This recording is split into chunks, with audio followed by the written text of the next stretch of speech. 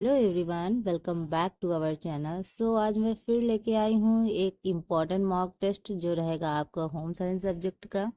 ये प्रैक्टिस जैसे मैंने आपको पहले ही बताया, ये प्रैक्टिस कंटिन्यू करेंगे हम जब तक हमारा पेपर नहीं हो जाता, यानी होम साइंस का तो कंटिन्यू रहेगा 8 तक। बाकी जो फर्स्ट पेपर का है वो जब तक एग्ज़ाम हो नहीं जाता तब तक भी चालू रहेगा, ठीक है।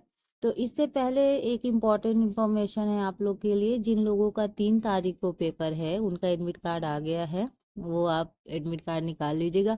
लास्ट टाइम का वेट मत कीजिएगा कि जब एग्ज़ाम दिन होगा उसी दिन आप एडमिट कार्ड निकालेंगे, पहले से निकाल लीजिएगा कि सर्वर का कोई भरोसा नहीं रहता है कि पता चले एडमिट कार्ड ही नहीं निकले। तो एडमिट कार्ड निकालने के बाद जो भी उसमें इंस्ट्रक्शन दिया हुआ है उसको फॉलो कीजिएगा। 2-3 चीज़ें इंपॉर्टेंट हैं जो हर एक एग्ज़ाम के लिए इंपॉर्टेंट होती हैं, जो लेके जाना रहता है। पहली बात तो आपका ओरिजिनल एडमिट कार्ड, उसके बाद ओरिजिनल आधार कार्ड या जो भी आपने उसमें फॉर्म में लगाया हुआ है, ठीक है, और 2 फोटो, ठीक है। ये 2-3 चीज़ें इंपॉर्टेंट हैं जो आप करेंगे, और स्मार्ट वॉच पहन के मत जाइएगा, बाकी और सारी चीज़ें सही हैं, ठीक है। तो ये क्लास ऐसे ही कंटिन्यू रहेगी, लेकिन इसके लिए आपको मेरे चैनल पे बना रहना पड़ेगा। इसके लिए आपको करना पड़ेगा सब्सक्राइब, और मेरे वीडियो की नोटिफिकेशन आप तक पहुंचे इसके लिए आपको करना पड़ेगा बेल आइकन प्रेस। अगर आपको वीडियो अच्छा लगे तो प्लीज़ लाइक कर दीजिएगा एंड ज़्यादा से ज़्यादा लोग को शेयर कर दीजिएगा। चलिए आज का क्वेश्चन स्टार्ट करते हैं। यहाँ क्वेश्चन है, आपको अपने आप आंसर देना है, फिर मैं आपको आंसर बताऊंगी, ठीक है। तो एक तरह से आपका मॉक टेस्ट की तरह ही हो जाएगा। हुडको का पूर्ण रूप है, ठीक है, क्या है? आवास और शहरी विकास निगम। बी है गृह और शहरी विकास निगम। सी है आवास और शहरी विभाग निगम। और उपरोक्त में से कोई नहीं। आपको बताना है राइट आंसर। ये रहा आपका इंग्लिश में भी, ठीक है। तो जो इसका राइट ऑप्शन होगा वो होगा ऑप्शन नंबर ए, आवास और शहरी विकास निगम, यानी housing and urban development corporation, ठीक है। तो ये क्या हुआ कि इसकी स्थापना 1970 में भारत सरकार के आवास और शहरी मंत्रालय मतलब मामले के मंत्रालय के तहत एक पूर्ण स्वामित्व वाले सार्वजनिक क्षेत्र के उद्यम के रूप में इनका क्या किया गया, स्थापना की गई।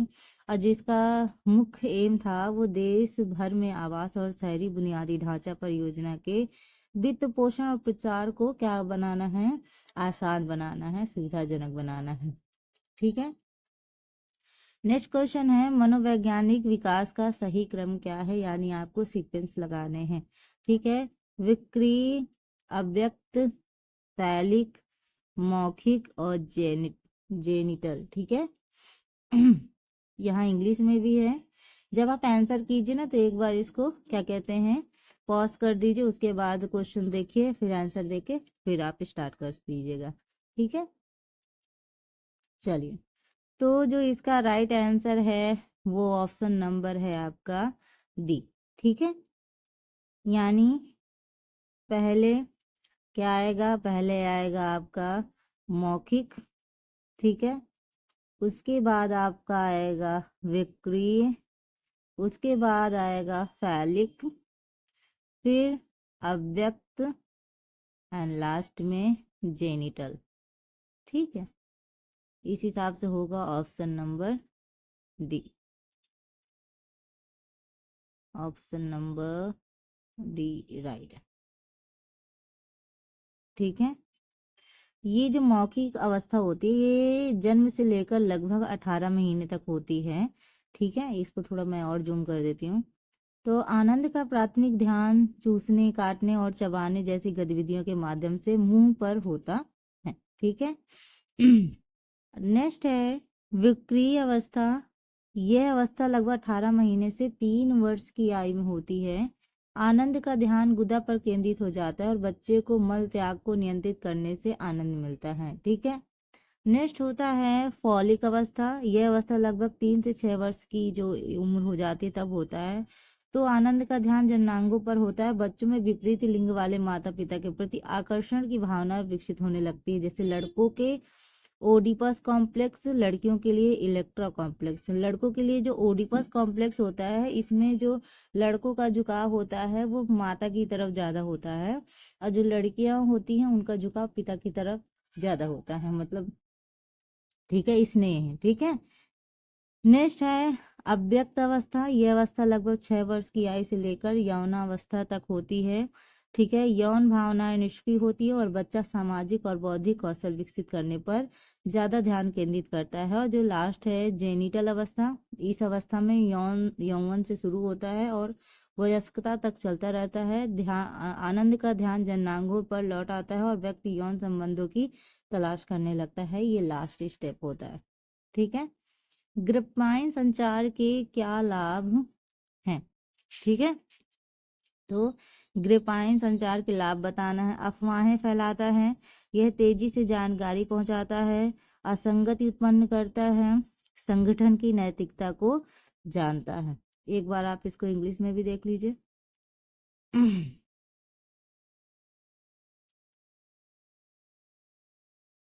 चलिए, तो जो इसका राइट ऑप्शन होगा वो होगा, सबसे पहले तो ये तेजी से जानकारी पहुंचाता है और क्या करता है, संगठन की नैतिकता को जानता है, ठीक है। तो ऑप्शन नंबर डी सही है, ऑप्शन नंबर डी, ठीक। तो ग्रुपाइन संचार अक्सर तीव्र होता है, जिससे सूचना पूरे संगठन में तेजी से फैलती है और यह महत्वपूर्ण जानकारी को बहुत अच्छे तरीके से क्या कहते हैं प्रसारित करते हैं, जिसके लिए फायदेमंद भी हो सकता है। तीव्र संचार किसी संगठन के मनोबल या नैतिकता के बारे में अंतर्दृष्टि प्रदान करता है। सूचना के प्रवाह और चर्चा की प्रकृति को देखकर नेता कर्मचारियों के बीच समग्र माहौल और भावना का बेहतर समझ प्राप्त कर सकते हैं। नेक्स्ट क्वेश्चन है, जब किसी रंग में ग्रे रंग मिलाया जाता है तो क्या कहा जाता है उसे, मतलब जब जब किसी कलर में हम ग्रे रंग कलर मिलाते हैं तो उसको क्या कहा जाता है, ठीक है। तो क्या कहा जाता है, टिंट, शेड, टोन या रंग मूल, ठीक है। तो आप बताइए राइट आंसर क्या होगा, एक बार आप इसको इंग्लिश में भी देख लीजिए। When grey colour added to any colour it is called, क्या कहेंगे हम इसे, तो हम इसे कहेंगे ऑप्शन नंबर सी, टोन। क्या कहेंगे, टोन, ठीक है। टोन क्या होता है कि जब किसी रंग में हम ग्रे कलर जोड़ते हैं तो यह रंग असंतृप्त करता है, उसकी तीव्रता को संशोधित करता है, जिससे एक टोन बनता है। टोन मूल रंग के वे रूप होते हैं जो कम जीवंत होते हैं और उनका स्वरूप फीका जैसा होता है, ठीक है। मनोविश्लेषणात्मक सिद्धांतों में एंटी कैथेसिस का प्राथमिक कार्य क्या है, अचेतन इच्छाओं को मजबूत करना, आवेगों के प्रति सचेत जागरूकता को बढ़ावा देना, अचेतन आवेगों के बारे में जागरूकता से बचाव करना, या अचेतन विचारों पर अहंकार का नियंत्रण बढ़ाना। एक बार आप इसको इंग्लिश में भी देख लीजिए।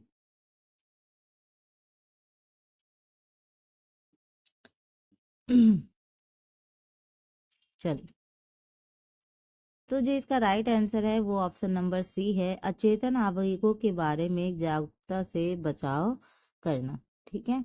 ऑप्शन नंबर सी, यानी अचेतन आवेगों के बारे में जागरूकता से बचाव के लिए मनोविश्लेषणात्मक सिद्धांत में एंटी कैथेसिस एक रक्षा तंत्र को संदर्भित करता है, जिसका एम क्या है, अचेतन आवेगों या इच्छाओं के बारे में जागरूकता के खिलाफ चेतन मन की क्या करना है, रक्षा करना है। इसमें इन अचेतन विकारों, भावना या इच्छाओं का विरोध करने या उन्हें दबाने में मानसिक ऊर्जा या ध्यान लगाना शामिल होता है। नेक्स्ट क्वेश्चन है, अनुदैर्ध्य अनुसंधान का सबसे अच्छा वर्णन करता है। इन ऑप्शनों में से आपसे बताना है कि अनुदैर्ध्य अनुसंधान का सबसे अच्छा वर्णन कौन करता है। ए कह रहा है कि इसमें एक समय में एक बड़े नमूने से डेटा एकत्र करना शामिल है। बी है यह एक ही विषय को बार बार देखकर समय के साथ होने वाले परिवर्तनों का अध्ययन करता है। सी है यह पूरी तरह से विभिन्न समूह के बीच क्रॉस अनुभागीय तुलना पर केंद्रित है। एंड डी कह रहा है कि यह प्रयोगात्मक हेरफेर के माध्यम से दो चरों के बीच संबंध की जांच करता है, ठीक है। तो इसका इंग्लिश में नहीं दिया है, तो आप इसका आंसर ऐसे ही बताइए, ठीक है। चलिए, तो इसका जो राइट आंसर है वो ऑप्शन नंबर बी है। ये एक ही विषय को बार बार देखकर समय के साथ होने वाले परिवर्तनों का क्या करता है, अध्ययन करता है। ठीक है। तो यह शोधकर्ताओं को एक विस्तारित अवधि में व्यक्ति या समूह के भीतर विकास, रुझान या पैटर्न की ट्रैक की अनुमति देता है। यह क्रॉस सेक्शनल अनुसंधान के विपरीत होता है, जस्ट अपोजिट, जो एक ही समय में विभिन्न समूहों की क्या करता है, जांच करता है। और प्रयोगात्मक अनुसंधान जो कारण और प्रभावों का निरीक्षण करने के लिए चर में हेरफेर करता है। तो अनुदैर्ध्य अध्ययन विकास, उम्र बढ़ने और समय के साथ हस्तक्षेप या उपचार के प्रभाव में मूल्यवान अंतर्दृष्टि प्रदान करता है। अर्गोनॉमिक्स के बारे में कुछ कथन दिए हैं, आपको बताना है कौन सा कथन सही है।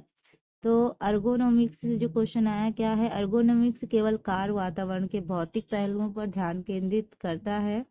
अर्गोनॉमिक्स का लक्ष्य मानव प्रदर्शन के भौतिक और संज्ञानात्मक दोनों पहलुओं को अनुकूलित करता है। अर्गोनॉमिक्स मुख्य रूप से उत्पाद डिजाइन में सौंदर्य शास्त्र से संबंधित है। एंड लास्ट है, अर्गोनॉमिक्स का कार्य स्थल सुरक्षा से कोई संबंध नहीं है। तो आपको बताना है राइट आंसर क्या होगा। एक बार आप इसको इंग्लिश में भी देख लीजिए।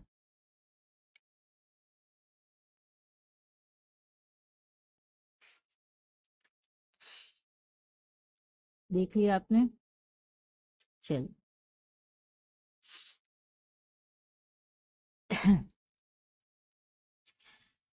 तो जो इसका राइट आंसर है वो है ऑप्शन नंबर डी। ठीक है, केवल सेकंड सही है। यानी अर्गोनोमिक्स का लक्ष्य मानव प्रदर्शन के भौतिक और संज्ञानात्मक दोनों पहलुओं का अनुकूलित करना है। ठीक है, यानी ऑप्शन नंबर बी सही है। तो क्या है कि अर्गोनॉमिक्स समग्र मानव प्रदर्शन में सुधार के लिए भौतिक पहलुओं जैसे आसन और चाल, संज्ञानात्मक पहलू जैसे क्या हो गया, मानसिक कार्यभार या निर्णय लेना, दोनों को अनुकूलित करने से संबंधित होता है। इसमें कार्य के माहौल, उत्पादों और प्रणालियों का क्या किया जाता है, डिजाइन करना शामिल होता है, जो समग्र प्रदर्शन को बढ़ाने, चोट या तनाव के जोखिम को कम करने के लिए मानवीय क्षमताओं, सीमाओं के साथ साथ निर्णय लेने, स्मृति और ध्यान जैसी संज्ञानात्मक प्रक्रियाओं पर विचार करता है। नेक्स्ट क्वेश्चन है, कौन सी मेपल सिरप मूत्र रोग की एक विशेषता है, MSUD। ठीक है, अत्यधिक प्यास, मीठी गंध वाला मूत्र, त्वचा और आंखों का रंग पीला पड़ना, अवच में दर्द। एक बार इसको आप ऐसे देख लीजिए।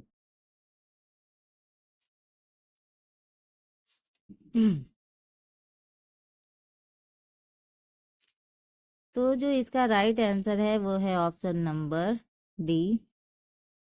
ठीक है, यानी क्या है, मीठी गंध वाला मूत्र और है दौरे। ठीक है, ये है इसका राइट आंसर। नेक्स्ट क्वेश्चन है, कौन सा बुने हुए कपड़े का एक प्रकार नहीं है। कौन सा बुने हुए कपड़े का एक प्रकार नहीं है, यहाँ एक और ऑप्शन दिख रहा होगा, ट्विल। ठीक है, ट्विल है, सॉटन है, वेलवेट है, जर्सी है। आपको बताना है, एक बार आप ऐसे भी देख लीजिए।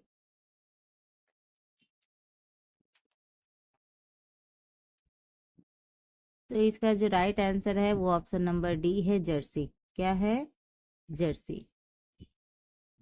नेक्स्ट क्वेश्चन है, अक्रोमैटिक रंग योजना का सबसे अच्छा वर्णन करता है। ठीक है, एक रंग योजना जो केवल एक ही रंग के रंगों का प्रयोग करती है। एक रंग योजना जो रंग चक्र पर एक दूसरे के सीधे विपरीत रंगों का प्रयोग करती है। सी है, एक रंग योजना जिसमें केवल काले, सफेद और ग्रे रंग के विभिन्न रंगों का प्रयोग किया जाता है। और डी है, एक रंग योजना जो रंग चक्र पर एक दूसरे से सटे रंगों का उपयोग करती है। एक बार आप इसको इंग्लिश में भी देख लीजिए।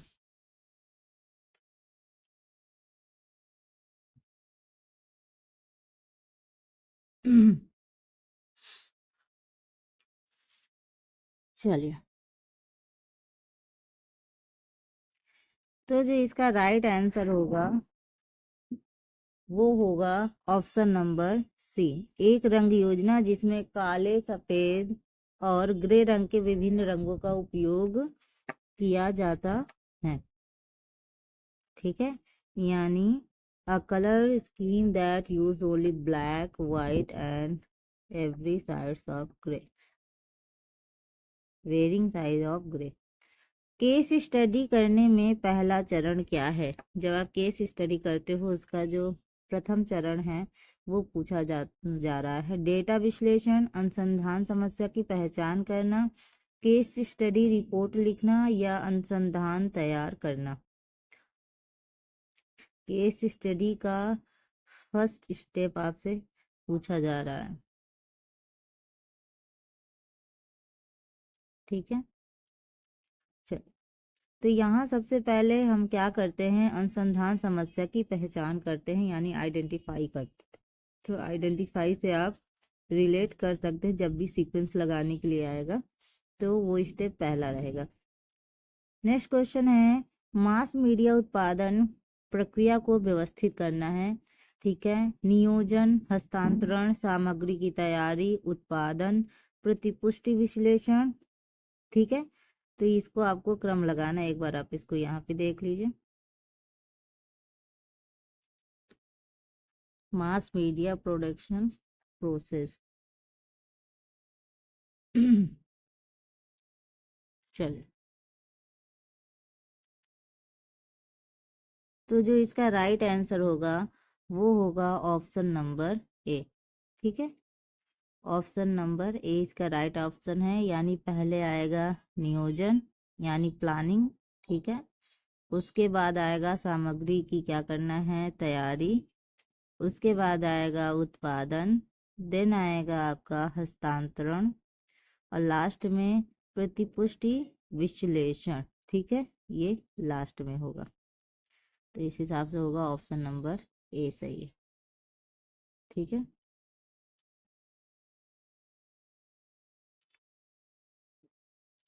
चलिए, नेक्स्ट है, किसे प्रबंधन की विशेषता नहीं माना जाता है?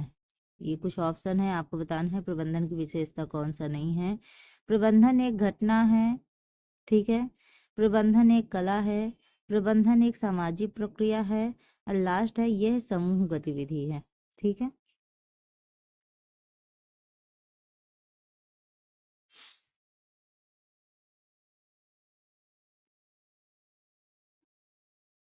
चलिए देखते हैं। तो इसका जो राइट ऑप्शन है वो है प्रबंधन एक घटना है और प्रबंधन एक क्या है, कला है, यानी first and second. First and second किस में है, ऑप्शन नंबर डी में है। किस में, ऑप्शन नंबर डी।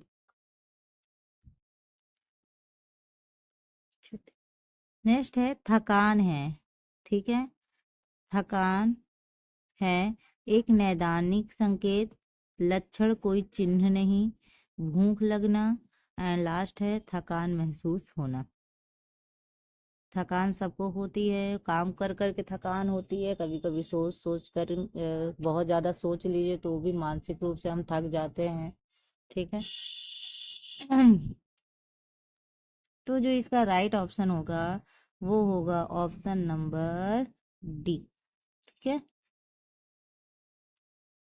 तो क्या है, थकान लक्षण है कोई चिन्ह नहीं। ठीक है, थकान महसूस होना, थकान क्या होती है, हमें महसूस होती है। ऑप्शन नंबर डी सही है। नेक्स्ट क्वेश्चन है, शांति निकेतन परियोजना किस वर्ष स्थापित की गई? ठीक है, आपको इसका ईयर बताना है, शांति निकेतन परियोजना किस वर्ष स्थापित की गई? तो वो की गई 1920 में। यहाँ पे भी है, शांति निकेतन परियोजना 1920 में स्थापित की गई। किस कौन सा क्षेत्र जटिल कलमकारी वस्तुकला के लिए प्रसिद्ध है? राजस्थान, गुजरात, आंध्र प्रदेश या उत्तर प्रदेश?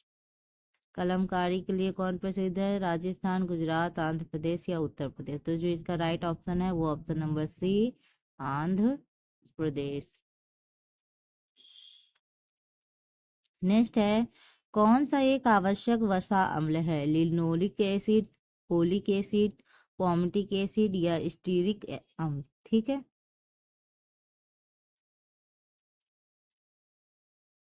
तो ये जो इसका राइट ऑप्शन होगा वो होगा लिनोलिक एसिड। नेक्स्ट है, प्रत्यक्षण प्रक्रिया के चरण आपसे पूछे जा रहे हैं, उनका क्रम आपको व्यवस्थित करना है। अनुभूति, व्याख्या, चयन, संगठन, पुनर्प्राप्ति। आपको इसका सीक्वेंस लगाना है, ठीक है, स्टेप लगाने के लिए बोला गया है। बताइए पहले कौन आएगा फिर बाद में कौन आएगा। चलिए आंसर देखते हैं। जब आपको आंसर देना रहा करे तो इसको थोड़ा सा वीडियो को हल्का सा रोक दिया करिए, उसके बाद आंसर देके फिर आप स्टार्ट कर दिया करिए, तो इस तरह में से आपका हो जाएगा। तो यहाँ जो सबसे पहले आएगा वो आएगा अनुभूति, ठीक है, सबसे पहले क्या आएगा? अनुभूति।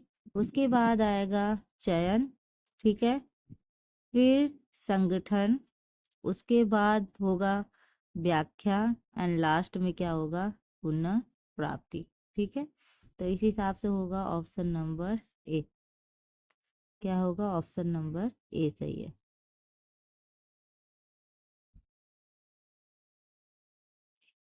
चलिए नेक्स्ट क्वेश्चन क्या कह रहा है कि वस्त्र प्रसंस्करण में प्लाज्मा प्रौद्योगिकी का उपयोग करने का निम्नलिखित में से कौन सा लाभ नहीं है? नहीं है पे फोकस कीजिएगा, नहीं है पूछा है। बेहतर डाई प्रवेश और रंग स्थिरता, पानी और रासायनिक उपयोग में कमी, उन्नत रोगाणुरोधी गुण, एंड लास्ट है कपड़े की कठोरता में वृद्धि। ये रहा आपका इंग्लिश में, यानी is not a benefit of using plasma technology in textile processing. चलिए तो जो इसका राइट ऑप्शन है वो है ऑप्शन नंबर डी, कपड़े की कठोरता में वृद्धि। कपड़े की कठोरता में वृद्धि। ये मैं इसलिए आपको इतना फास्ट करा रही हूँ क्योंकि आप मॉक टेस्ट दे रहे हैं, तो मॉक टेस्ट में टाइमिंग भी सेट होती है, यहाँ टाइमिंग तो कुछ है नहीं, तो इसी वजह से मैं फास्ट करा रही हूँ। ठीक है, चल, कीटोन बॉडी क्या है?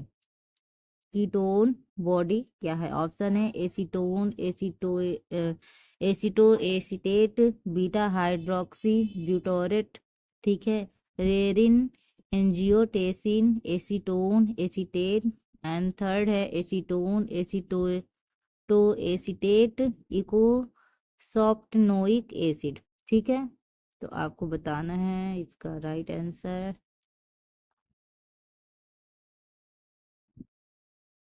चल, तो जो इसका सही ऑप्शन है वो है ऑप्शन नंबर सी, केवल एक। ठीक है, option number C, only one.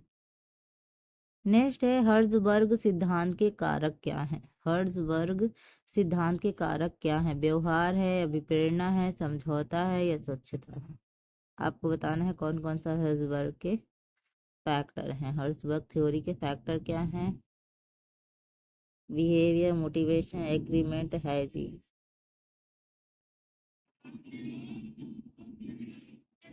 ठीक है,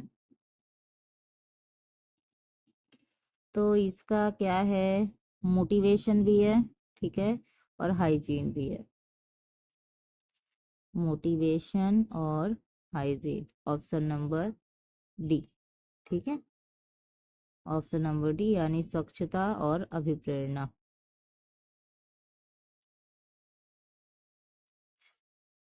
नॉल्स के वयस्क शिक्षा के सिद्धांत के अनुसार निम्नलिखित में से कौन सा प्रमुख सिद्धांत है जो वयस्क शिक्षा को बच्चों की शिक्षा से क्या करता है?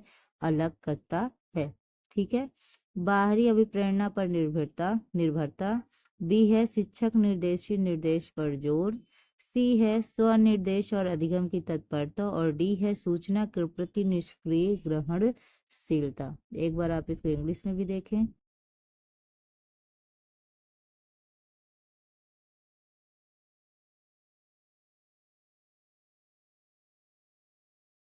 तो इसका जो राइट ऑप्शन है वो है option number C, self directedness and readiness to learn. ठीक है, तो यहाँ है स्वनिर्देश और अधिगम की तत्परता। ठीक है, नेक्स्ट है कौन सा फल शरीर में एलर्जी उत्पन्न कर सकता है और गर्भपात में भी भूमिका निभाता है?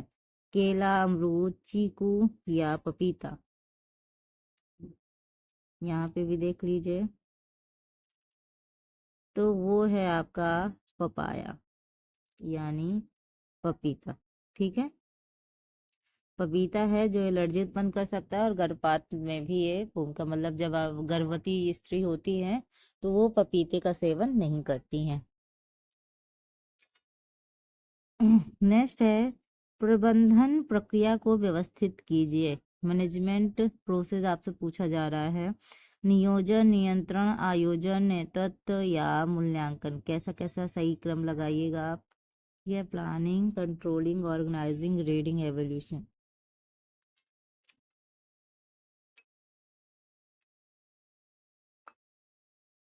चलिए देखते हैं इसका राइट आंसर क्या होगा।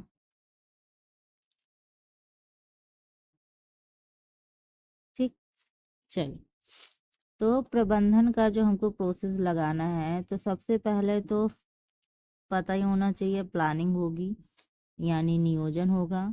उसके बाद क्या होगा? आयोजन होगा। उसके बाद क्या आएगा? नेतृत्व।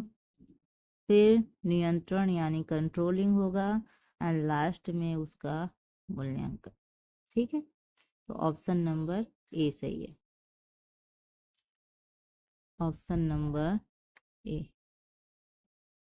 नेक्स्ट क्वेश्चन है कौन सहभागी अधिगम और क्रिया तकनीकों का प्रमुख सिद्धांत है? कौन सा सहभागी अधिगम और क्रिया तकनीकों का प्रमुख सिद्धांत है? ऊपर से नीचे तक निर्णय लेना, समुदाय के सदस्यों की निष्क्रिय भागीदारी, बाहरी विशेषज्ञ इस प्रक्रिया का नेतृत्व कर रहे हैं, और डी है निर्णय लेने में समुदाय के सदस्यों का सशक्तिकरण और भागीदारी।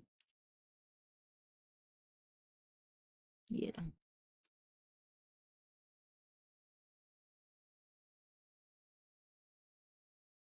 चलिए, तो जो इसका राइट आंसर है वो है option number D, empowerment and involvement of community member in decision making. ये है राइट ऑप्शन आपका, ऑप्शन नंबर डी।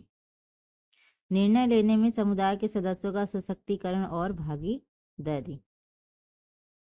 ठीक है, चलिए नेक्स्ट क्वेश्चन की बात करते हैं। Likert scale. उस दिन भी लिकर्ट स्केल के बारे में मैंने क्वेश्चन आपको बताया था और आज भी लिकर्ट स्केल से ही क्वेश्चन है।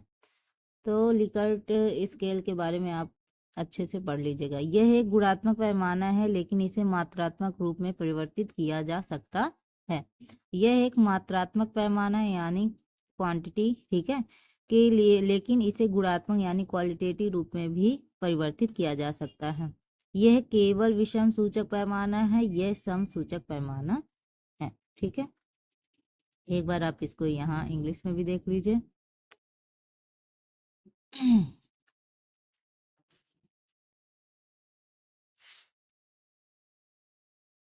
चलिए, तो यहाँ जो राइट ऑप्शन है वो है ऑप्शन नंबर सी।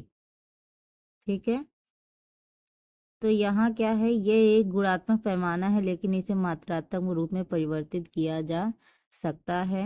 यह केवल विषम सूचक पैमाना है। एंड जो लास्ट है वो क्या है, पैमाने का केंद्र तटस्थ होता है और मध्य बिंदु कहलाता है। ठीक, नेक्स्ट है किसे अच्छी प्रश्नावली की विशेषता माना जाता है? यह सार्थक बिंदु से संबंधित है, यह यथासंभव लंबे समय तक है, प्रश्न जटिल से सरल की ओर क्रम में प्रस्तुत किए जाते हैं, और दिशा स्पष्ट और पूर्ण है।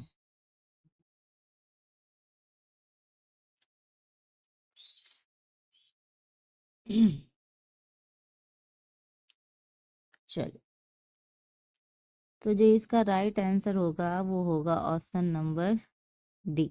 ठीक है, ऑप्शन नंबर डी, यानी यह एक सार्थक बिंदु से संबंधित है और दिशा स्पष्ट और पूर्ण है। ऑप्शन नंबर डी सही है। नेक्स्ट क्वेश्चन क्या कह रहा है कि वस्त्र अभिकथन और कारण से क्वेश्चन है। वस्त्र पुनः चक्रण उद्योग में महत्व प्राप्त कर रहा है। कारण कह रहा है कि पुनः चक्रण वस्त्र उत्पादन में अवशिष्ट और पर्यावरणीय प्रभाव को कम करने में क्या करता है, हेल्प करता है, यानी सहायता करता है। आपको बताना है राइट आंसर। चलिए देखते हैं आंसर इसका। तो इसका जो राइट आंसर है वो ऑप्शन नंबर ए है, यानी अभिकथन और कारण दोनों सत्य हैं और एक्सप्लेनेशन भी इसकी यानी सही व्याख्या भी इसकी है। Both statement are true and explanation भी इसका सही है। नेक्स्ट है, कौन सा प्रभावशाली नेता का लक्षण नहीं है? ठीक है, दूरदर्शी, अल्प आत्मविश्वासी, लचीला और कठोर होना। ये अच्छे नेता का लक्षण नहीं है, इफेक्टिव नेता का लक्षण नहीं है, वो आपको बताना है।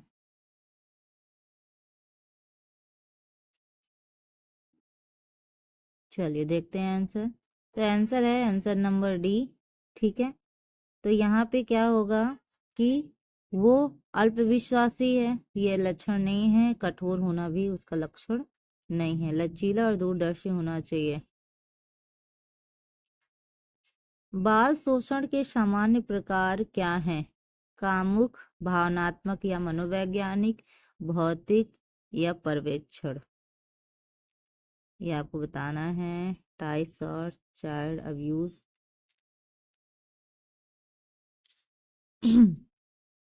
चलिए, तो इसका राइट आंसर देखते हैं। तो राइट आंसर है ऑप्शन नंबर डी। ठीक है, यानी क्या है, बाल शोषण के समान प्रकार हैं कामुक, भावनात्मक या मनोवैज्ञानिक और भौतिक। ठीक है, तो यहाँ है सेक्सुअल, इमोशनल, फिजिकल और फिजिकल, यानी ऑप्शन नंबर क्या बताया, डी। तो ये रहे आज के कुछ इम्पोर्टेंट क्वेश्चंस। आई होप आपको ये अच्छे लगे होंगे और आप अपने अटेम्प्ट भी बहुत अच्छे से किए होंगे। तो ये जो आपके 30 क्वेश्चन मैंने करा है, आप मुझे बताइएगा कि आपके कितने क्वेश्चन सही हुए हैं इसमें। एक तरीके से आपकी प्रैक्टिस ही हो जाएगी एग्ज़ाम देने से पहले, क्योंकि एग्ज़ाम में। ठीक है, चलो, थैंक यू फॉर वॉचिंग।